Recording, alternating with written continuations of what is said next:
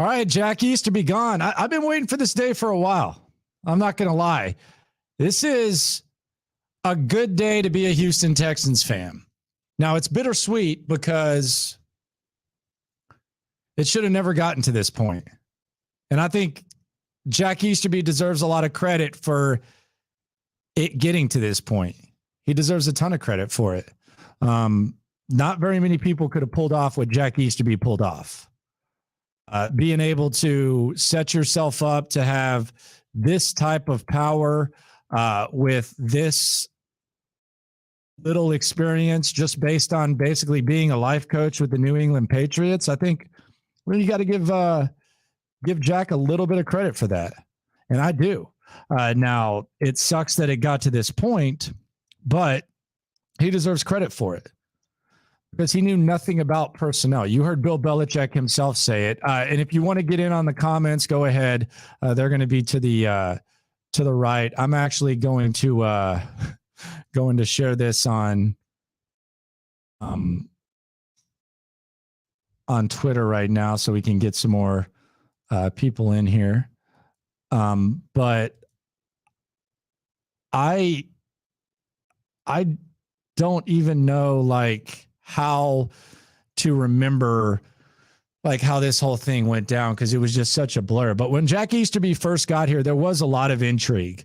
You didn't really know what the guy did. I remember I was driving in, I was listening to Texans radio on Sports Radio 610, and they were talking about this Jack Easterby guy, and he was coming in. And the whole sales point at the time was he's going to be a culture guy. He's going to be a guy that, you know, oversees the culture, and he did all these great things in New England. And he's going to be a guy that's going to come here and add a new element to a team that won 11 games. And Deshaun Watson was going to be in his second year as a quarterback, and we were going to figure out, you know, what the next step was. Then all of a sudden, Brian Gaine gets fired, and there's a whole weird following for Nick Caserio, and they're trying to bring in Nick Caserio, and there's tampering and all that stuff. And then it appears that Jack Easterby wants to be general manager. And that's where stuff just got really, really weird, where you had no idea what was going to happen, what was going on. And if y'all want to put the comments in, go ahead. You can go ahead and subscribe to the channel. But it got real weird, and it became apparent from the beginning that he and Bill O'Brien, that they worked together well. And they were going to work together well for as long as they saw fit. And had stuff worked out, had the DeAndre Hopkins trade gone brilliantly, Jack Easterby would probably be the general manager of your team. He had an agent who represented Bob Lamont, who represents other GMs. So it was obvious that he had that. But the first time that stuff became real sketchy was when you would talk to someone in New England, and they were just kind of flabbergasted by the fact that Jack Easterby had gotten to this situation. And then you had him and Bill O'Brien working together. You had Jack Easterby all of a sudden negotiating contracts. You had him working the scenes. He was trying to control the media relations. He was trying to control the personnel. He was trying to control the message. He was leaking information out. I think it's no coincidence that Ian Rappaport has tweeted 19 times about Robbie Anderson trade and hasn't said one thing about Jack Easterby. I don't think that's too much of a coincidence. But you had all that stuff going on, and my encounters with Jack Easterby, my personal encounters, which were really interesting. And if you listen to the show, this isn't the first time you've heard this, but Jack Easterby said a lot of interesting stuff to me that kind of just showed me what he was all about. And that was where Jack Easterby went from football moron, football idiot, whatever you want to call him, that had no business doing personnel, just ask Bill Belichick, to really a sketchy overall guy. And that was, it goes back to after the DeAndre Hopkins trade. And look, I have journalistic ethics. I'm always honest with my listeners. There are some radio guys who will say, well, I know so much more than I can actually say. My whole thing has always been, if you do, shut the hell up and keep it to yourself. You don't tell your listeners, hey, I know so much more than I can say. and then go up there and say, I know this, but I can't tell you. I don't think that's fair to your listeners. So if you listen to my show, you've heard most of this stuff said throughout the course of the show. I just haven't completely laid it out in one segment because it was stuff that would come up organically, but it was stuff that I would tell you. But my first interaction with Jack Easterby in person was after the DeAndre Hopkins trade. And this is where it got a little bit weird because this was the moment where I didn't necessarily think he was shady, although he did say that he didn't have anything to do with Brian Gaines firing, which I think is absolutely ridiculous. The notion that Cal McNair just woke up and decided that he was going to fire Brian Gaines, I think that's absolutely ridiculous and silly. But his basic, how do I put this? His basic sales pitch of the DeAndre Hopkins trade in the offseason they had in 2020 was, I'm talking now about Easterby. It was weird. It was actually troubling to where I just wondered, does this guy have any clue what he's doing?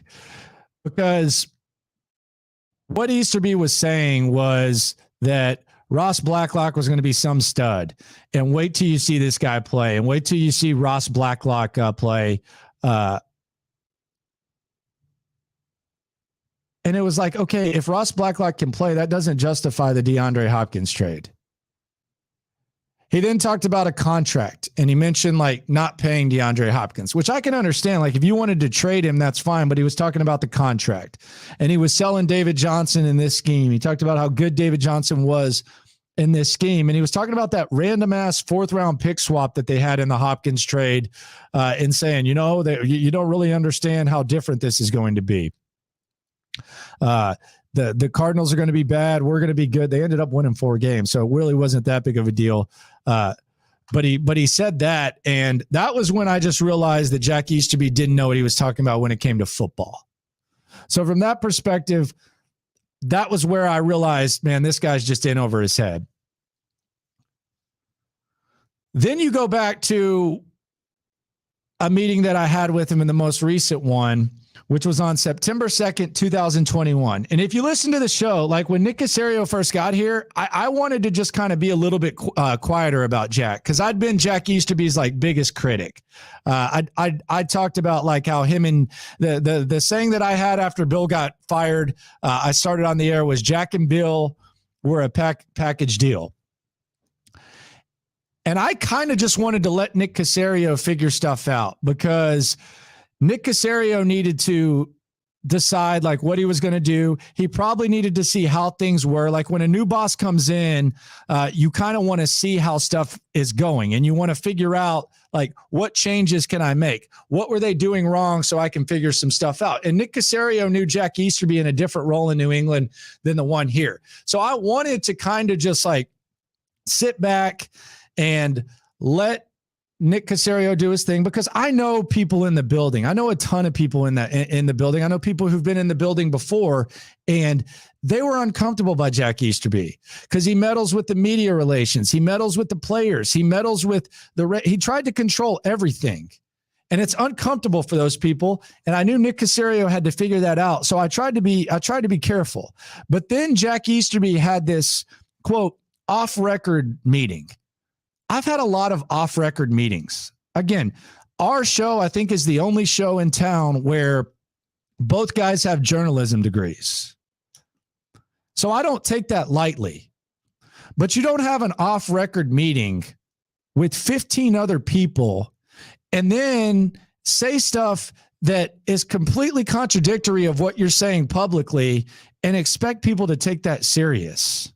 And that's what Jack Easterby tried to do. He had us to a dinner. And again, this isn't the first time that I've said this. I've said this many times. I've said this if you listen to the show many times. But he had us to the dinner, and I was told in advance, hey, Landry, you're one of the most outspoken guys that's going to this dinner. And I won't say who else was at the dinner. They can say that for themselves if they want to. So if you're going to go to the dinner, you need to say what you would normally say to him. I was like, man, that's no problem. I mean, that's cool. let's go do it. At this point, again, I was just trying to wipe the slate clean. I was just trying to move on to Caserio as the scenario. And I was trying to see, what direction this thing was heading. So we get into the dinner and Jack Easterby is sitting there. We're in a back room. There's like a bunch of media types. Jack's sitting at the end of the table right over there. And I sit down at the end because I'm one of the last ones in there because they had some bogus ass parking thing where you had to like download an app. So I just parked in the garage. So I walk in and you can tell this is kind of just a BS thing. And I'm not sure exactly what direction this is heading. And Jack Easterby, by the way, if you want to get in, just get in on the messages. I'll answer the messages a little bit later. Be sure to subscribe to the channel as well. But Jack Easterby is basically sitting there and he's saying something along the lines of just BS about the Astros. Like he's talking about he's talking about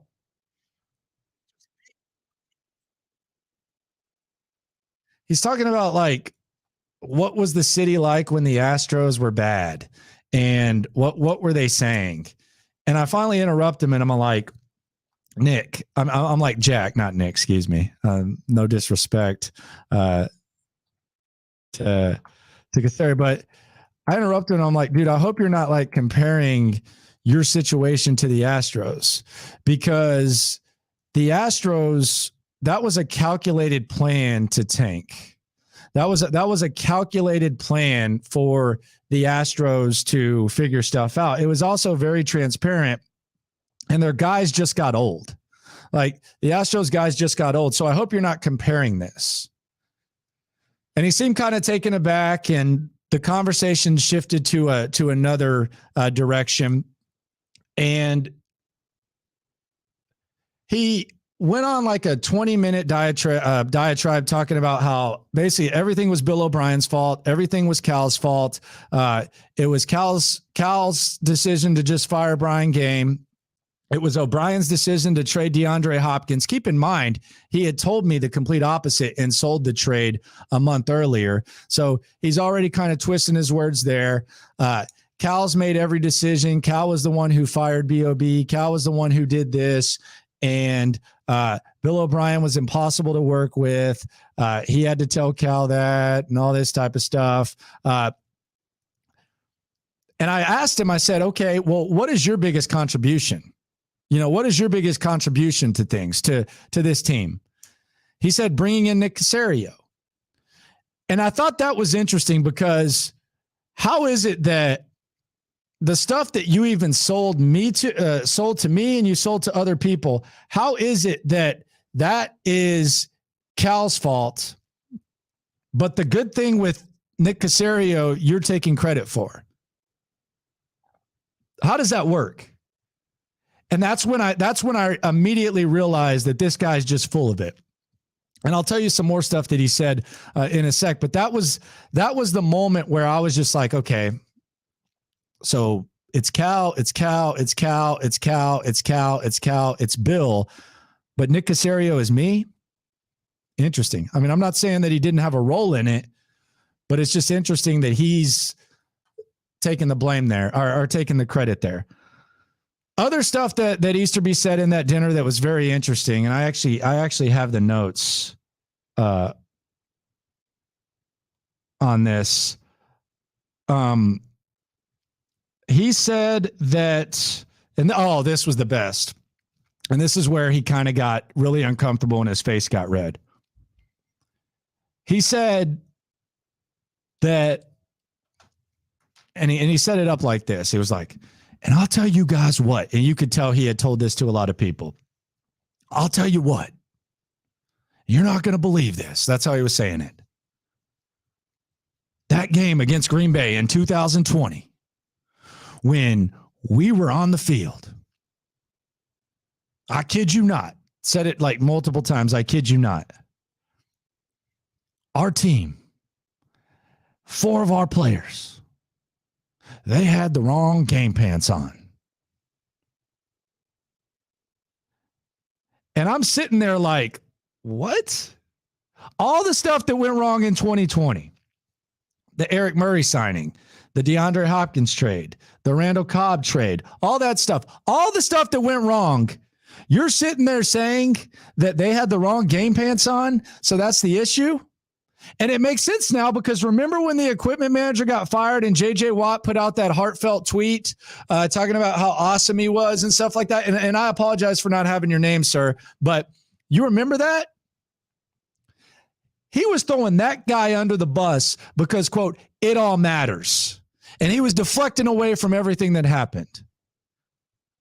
And at that moment, at that table, I sat there and I said, pants? And I started laughing. His face turned red. And I said, DeAndre Hopkins could have played that game in Rockets basketball shorts or Astros baseball pants, and it wouldn't have mattered. You're talking about pants? Pants? His face turned red.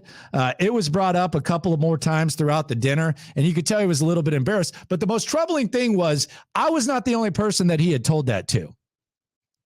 In order to deflect all the stuff that he had done, he had gone as low as to blame an equipment manager for grown-ass men wearing the wrong types of pants. And I'm not saying that shouldn't happen, but that was his thing. He presented that as, you're not going to believe this. You're not going to believe how bad me and O'Brien were as a duo, worst GM coach duo, whatever you want to call them in football history. You're not going to believe this. 4 of our players had the wrong pants on against Green Bay. You kidding me? Pants? And that was the last thing I said to him when I left, is I laughed in his face and I said pants, but that wasn't all he said. He had some other really interesting things to say as well. He made this claim about the Patriots, and I'm saying this with a straight face. I could not believe this. Jack Easterby leaving New England was a no-brainer. You got a better job with the Houston Texans. You got more opportunity. You're getting to do more things, and you're working your way up the football ladder. So leaving there was a no-brainer. But according to him, and he said this with a straight face, Jack Easterby claimed that he left the New England Patriots because Robert Kraft wanted him to clone Bill Belichick. God is my witness. He said with a straight face, I left the New England Patriots because Robert Kraft wanted me to clone Bill Belichick, and I could not do that to Bill. Real quote. 100% said that. He wanted me to take notes. He wanted me to clone Bill Belichick, and I couldn't do that to Bill. Now, I'm sure somewhere along the line, Robert Kraft might have said, hey, Jack, take notes on what Belichick does so that, whenever he does retire, we have this archived. I'm not saying that probably didn't happen, but he really, really, really said that with a straight face. Like Robert Kraft was some sort of shady guy trying to clone Bill Belichick. Do you think Robert Kraft thinks he can clone Bill Belichick? Everything Bill Belichick's done for him. Do you honestly think Robert Kraft thinks he can clone Bill Belichick? That's what people do. They take words and they twist them. And that's exactly what he did. Facebook user, Easterby uses political tactics to deflect, misdirect, and lie. He also took it a step further because I think Easterby used the whole fake news. There's fake news and you can't trust the media as well. He used that to kind of minimize reports that would come out about him. But he literally said that about Bill Belichick, and he said that about the pants. Dark side. I swear to God, I said that about the pants. It was right there at the end. It was hilarious when he said that. Someone says long overdue. No doubt. So he said that about the pants. He said that about Robert Kraft. I had heard he had done this multiple times, but I actually witnessed it for the first time here. So Jack carries around notes with quotes from friends and quotes from him and statistics, and tries to hand it to writers and have them write stories. He'd done this to multiple of my writer friends. And I witnessed him do it. And the main pitch that he had when we were there was diversity. He wanted it to be a diverse type of thing. And he wanted everyone to use the quotes, not do your own research, But here's the quotes. Here's the numbers. Can you go ahead and write on this? Brady Langston asking a question. But yeah, he had notes for that. Can you elaborate on the cloning Belichick thing? Like, did he institute they wanted to bring in someone else to mold the same way? He just said that after Belichick retired, they wanted to clone and recreate Bill Belichick, and that was something that he couldn't do with Robert Kraft. Ignoring the fact that he got a better job in Houston, got more opportunity, but that was what he was claiming. Like after Bill Belichick retired, they wanted to clone him, and that was what Easterby claims Kraft wanted. God is my witness. All of this is 100% true. Also said he had nothing to do with the Brian Gaine firing, said that was all Cal. Like Cal just woke up one day and decided he wanted to fire Brian Gaine. That was what he said. Cal, come on. After an 11-5 season, nobody believes that.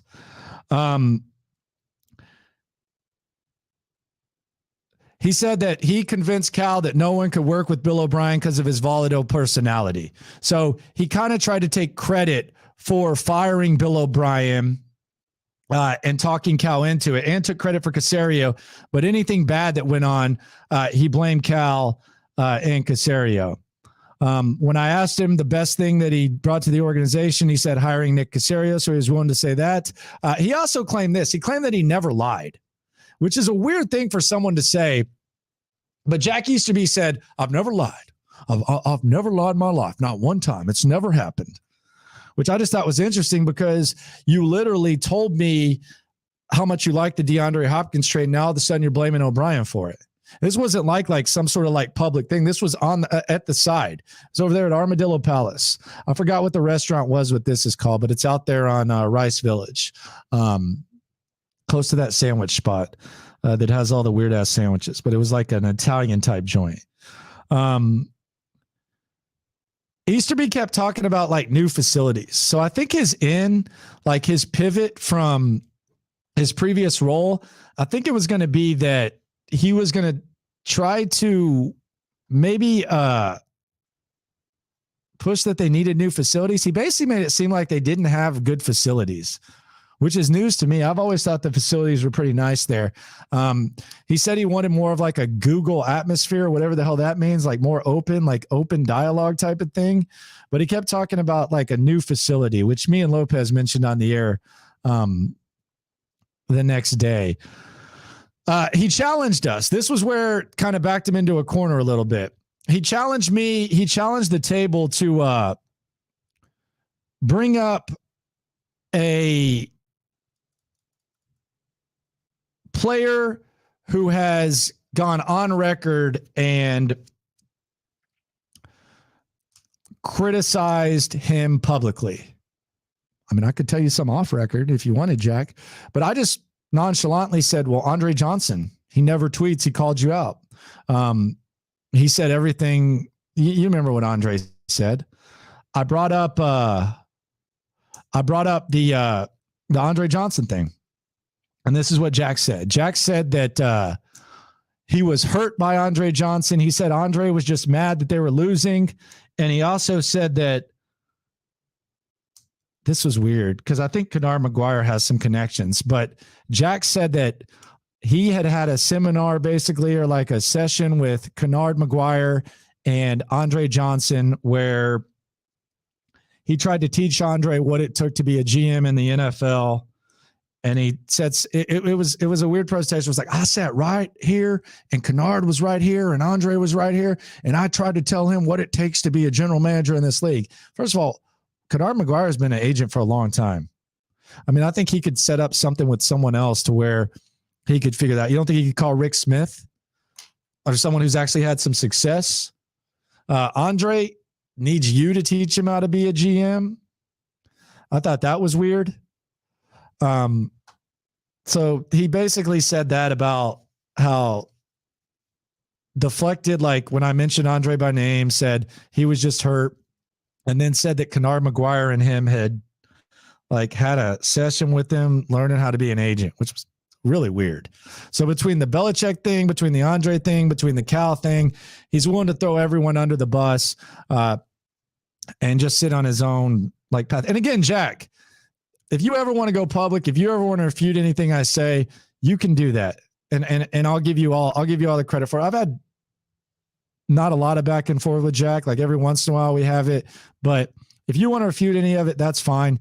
I told him even at that lunch that he can never speak publicly because he can't say anything. Like there's nothing he can say. Like, trust me, like it's actually insane that he says that type of stuff, because if he said that publicly, he would get jumped on like a trampoline by the media. He can't say, like, he can't be honest about what he actually did because it would make him look bad. And if he said the stuff that he was saying there to like you or any of the media, it would be a disaster. So someone asked him at the dinner, like, are you ever going to speak? And he, started talking about, there was like a back and forth about what would the benefit be. And I said, I don't think you can. I would recommend against it. I don't think that you can do that. And a lot of it is because A, he's full of crap. B, if he tells the truth, it's not going to look good. So he just kind of had to drift away, which was what he was doing. And I feel bad for Cal. I feel bad for Hannah, because I think there were a lot of strings pulled and all that type of stuff. We got a pervert in this mug sending like adult stuff. So we will block that user. But that's just what it is. Someone says John C. Prepper refutes this whole live stream. He can. I don't even know who John C. I guess it's a Easterby truther. And there were some people who tried to be Easterby truthers just because they wanted to be different. I get no satisfaction out of this. I just think he's really bad at his job. I think it's a disservice to football fans in Houston for Easterby to have ever gotten this gig. So that was my whole beef with it. I think you had to bring it to the forefront about how bad he was, the type of stuff he was doing, because if you didn't, then he was able to just kind of hide. But those are just the examples of what he said to me. Also, I talked to players who said that Easterby came up to them one time when I think it was the first time that they'd met him, and it was after Clowney had been traded, and he just started clowning. Just, I don't know if he's talking about him being offsides, undisciplined or whatever. And I remember the player just said it was weird because players don't usually bash each other. And they also like kind of take exception when a stranger comes up and just starts crapping on another player. But they said it was really weird and just kind of another example of how tone deaf he was. Also heard, and we brought this up, Jack Easterby would he print out, and John McClain's joining us tomorrow at 11. He's going to say everything. He's been saying everything. You listen to our show, this is nothing new. Like, this is nothing new at all. Juan Rosales asked him, who are the candidates to replace him? I don't think you need to replace him. They got a lot of people doing a lot of things in the building. Darkside asked, did we hate Easterby from the beginning? No, there was intrigue at the beginning.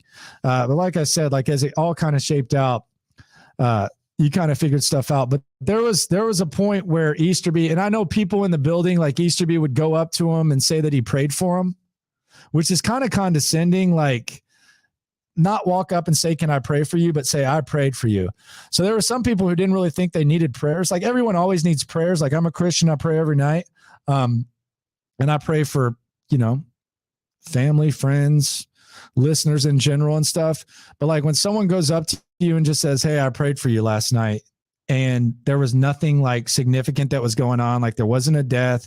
There wasn't anything bad going on. He just goes up to someone randomly and says, hey, I prayed for you last night. It's awkward, but I heard from multiple people that Easterby would go up and do that.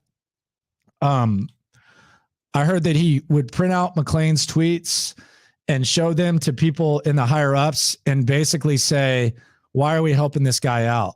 Why are we, this guy doesn't, what is John McClain supposed to say good about a team that's doing like that bad? Like what is John? The guy's been here 45 years. Like how tone deaf do you have to be and how dumb do you have to be, regardless of how you feel about McClain? And me and McClain go back and forth all the time, but how tone deaf do you have to be to come to Houston and think that you can just come in there and say, let's get rid of John McClain? Why is John McClain talking bad about us on Twitter? What? Who do you think you are, man? Like for real. Like who do you think you are there? But he did that, and he wanted to get rid of him. And I remember when John McClain lost his first question, and this was when Jack Easterby had a big hand or was like meddling in media relations. And there were multiple times he screwed that up. He had the no numbers on the roster. McClain says he moved the scoreboard and then tried to take credit for it after it was moved back. But who are you to try to run McClain? And when he lost his first question, we brought it up on the air because it was ridiculous. And we wanted to bring attention to it. And McClain said, and he'll probably say tomorrow, they heard about it in the front office and they said, what is this stupidity? Like, give McClain back his first question. And McClain didn't care about it, but it was just kind of an example of like, you're worried about pants in a game, and you're worried about John McClain's tweets and taking away his first question as some sort of like punishment for him criticizing your incompetence.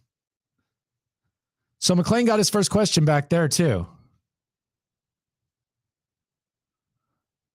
I mean, we could go on for days about the Easterby thing. We have, like, again, if you're a 24/7 Sports Radio 610 listener, you've heard all this, but those are just some of the examples of Jack Easterby's shadiness. And again, he went from bad football guy to just real shady guy for me in a matter of time. And I've seen some of the texts that he sent about me and others to other people when he thinks that they're not going on. I've seen them, sir. So it's nothing new. I mean, it's really nothing new with him. He thinks that he's a lot smarter than he is, and he's not. And fortunately, he's gone. And does this mean that everything is gonna be right and that the Texans are in a great spot? Probably not. Like, they got a lot of work to do. But the relationships with agents are better. The relationships with players are better. Gary Conley's already come out and said, thank God they got rid of him. So yeah, Jack Easterby's gone. Things are better here. Are they great? Not yet. Can they be? Yeah. And this was a good move by Nick Caserio. Nick Caserio had to feel it out. And he felt it out, and Jack Easterby's gone. If y'all have any questions, put them in the comments. I'll get to those. John McClain tomorrow, sportsradio610.com. We got you covered here. And we'll see what happens with Jack. He's going to be rich. He's probably going to be quiet. He's probably going to go away. Best of luck to Jack in his future endeavors. Maybe he learns from this mistake. I doubt it. A lot of times people like him, it's a lot like a media type where, look, I'll be honest. Sometimes you try to make stats dance in your favor. So you might take a stat and maybe it's not always like overly significant to the topic, but it adds to what you're trying to say. He's going to do that with Bible verses and motivational and all that type of stuff. And he's going to try to justify all the stuff that he did. So that's where we're at with this. It's good. It's a good day to be a Texans fan. Rex Burkhead, Oscar's asking about Burkhead. I think Burkhead stays. I think Caserio likes Burkhead. Although I know that Easterby does like Rex Burkhead, wanted him more out front as a face of things, but that's just where we're at. I think there's going to be an official announcement on Easterby coming up pretty soon. Don't read too much into the wording. The wording is probably going to have nothing but nice things to say for him, but they have to do that. Again, he's been here for a while. He's been here through some rough times. You don't want to like just completely kick him in the nuts. I can, but they can't. So the statement should come down shortly. Y'all will read it and then you'll say, oh, damn, maybe that Landry guy does know what he's talking about, but it's coming down and all is good. Bye-bye, Jack Easterby. Worst thing to happen to Houston, to Houston sports. So there's what we got. Rex is a Nick guy, dark side. Yes, I agree. Joshua says, if we see all the BS from people like Jack, how do people continue to influence business? I don't know. Ryan Justice, rub your nose if he try to get you off 610. I don't think, like, the one thing about the Texans is they never really they always let us do our job. Like you've heard us, you've heard the way we talk about them and criticize them when we're supposed to. And you always try to be as fair as possible. I don't think there's ever been. Now, would he have if he'd have been able to get in that area? Probably so. But our boss, even my former boss, Armin Williams, and my current boss, Parker, even Ryan McCredden, 2 PDs ago, they always do a really good job. And the Texans do too. They understand the higher ups there. They've always been really cool about letting us do our job. So now he hadn't tried to get me off of 6'10". He would have probably if he could have. Brady, are there any Easterby guys that may be getting released soon? No, I think they've done a pretty good job of weeding that out. So I don't think there's anything. He did bring in Dylan Thompson. I think Dylan Thompson's really awesome at what he does. And I know Jack's been influential to Dylan Thompson. Again,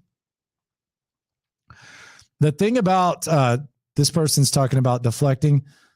The thing about the thing about like Jack Easterby is in the role that he used to have, like a lot of people know him in that role. They don't know him in this role. So Nick Caserio knows him as like a character chaplain guy with the Patriots. He doesn't know him as this. Dylan Thompson knew him as like a guy who would talk about the scripture with him back at South Carolina and all that. So he didn't know him like this. So it's just different roles. I do wonder, like, was it authentic from Jack Easterby? Because he can't say that he's authentic. He's one of the fakest guys that there's ever been. And I just laid out an array of reasons why. But like, was it always that way? Like, or was it like a fluid process where the more power he got, the more stuff went on, the more he just kind of decided that he wanted to be a certain way or have a certain role? Or was it always like that? Was it always calculated? Like when Ryan Suckup brought him into the NFL to like spread the word of God, was Jack Easterby thinking maybe one day I can be a general manager if I use the word of God? Or was that his original motivation? And then the opportunity presented itself to where he felt he could do it.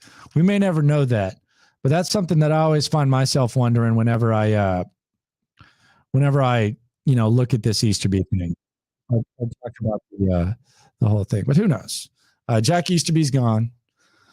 Do you know any players the past few hours that have commented about Easterby? No one current, just Gary and Conley. No one current. What does Dylan Thompson do? Dylan Thompson's kind of like a character coach type of guy. And he was brought into the league by Easterby. Actually started out in Detroit. He's a guy who like throws with Nico Collins after practice. He played at South Carolina. Seems to have a real good relationship with the players. I've never heard a bad thing about him. Seems like a really great guy. So I think Dylan stays. Dylan's really, really good at what he does. And I have a lot of respect for him. So I think he stays. Do you think the players will show out this weekend and play harder for Lovey? I don't know. I think they've played hard for Lovey no matter what. I don't think Easterby really impacted their effort. I still think they're, not a very good football team at the moment. And they were keeping Easterby away a lot more than they had in the past. So now I don't think it impacts the effort. I think the effort's been there for a while. I think it just allows the people in the business side, the people in the front office side, just to really get rid of kind of a buzzkill. So that's really where I think that it impacts the Texans. I'm trying to see if this statement's out yet, because I think it's going to be here pretty soon. Here it is, right here, 47 seconds. Told you it was coming. Here's what Cal said. Matter of fact, let's screen share it right now. Let's go.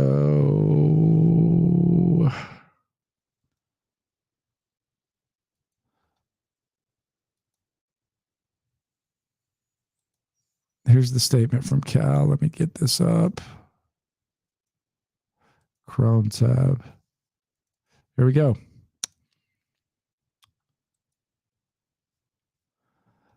This is Cal McNair. I met with Executive Vice President of Football Operations, Jack Easterby, and we have mutually agreed to part ways for the remainder of the season, effective immediately his responsibilities will be absorbed by football operations staff. We acknowledge Jack's positive contributions and wish him and his family the best in the future. Close quote. So there it is. 47 seconds. Don't say that old Landry doesn't know what he's talking about. So there we go. Jack Easterby gone. There's a statement from Cal McNair. And all is good. There we go. Jack gone. Ding dong, the witch is dead. Hit the road, Jack. Whatever you want to play. On to the Astros, on to the season, on to a better life ahead. So we will talk to John McClain tomorrow at 11. There is the statement. Tony wants to know if Devontae is going to play. He's going to play. They're going to let the legal process play out as he should. And then Joshua, this is a blessing in disguise. We've fallen for the motivational speaker. Cal growing right before our eyes. I agree with that. Love you all. Subscribe to the channel. Keep it going. Only been doing it for a month. I know I'm going to get the technology better. I'm going to get the art better. We're going to get this as good as it possibly can be. I think we're about 500 deep right now, though, but spread it. Been putting it out. The number one goal when you first start a channel, consistency. I've been putting out at least a video every day, if not more. So keep it going. Keep the love going. Remember, we're all in this together. I want what's best for all of us, which is success for our teams, specifically the Texans, the Astros, the Rockets. A lot of stuff going on around here. Life is better. There is no more cringeworthy. It's like your drunk uncle showing up to Thanksgiving. That's gone. So let's get it. Appreciate y'all. Y'all have a good one. My man right here brought up a Game of Thrones reference. Can't lie to you, Tebow. I don't know anything about Game of Thrones. I know that sucks. Now, if we want to talk like Bachelor in Paradise, Real Housewives, that type of stuff, losing my man card, I can do that, but I don't know about that. Thanks for riding along with me. 10 to 2, Monday through Friday, Sports Radio 610. Keep it going. Thank y'all so much. I appreciate it. Again, channel's only going to get stronger. Got the internet getting fixed on Tuesday, so I'm going to get even stronger connection. And we're going to keep this going. Appreciate y'all. Love y'all. Have a good one. Jack's gone. John McClain tomorrow. At Landry Locker on Twitter. At Landry Locker on Instagram. Have a great one. Seriously, thank you very much for riding with me. Got nothing but love for y'all.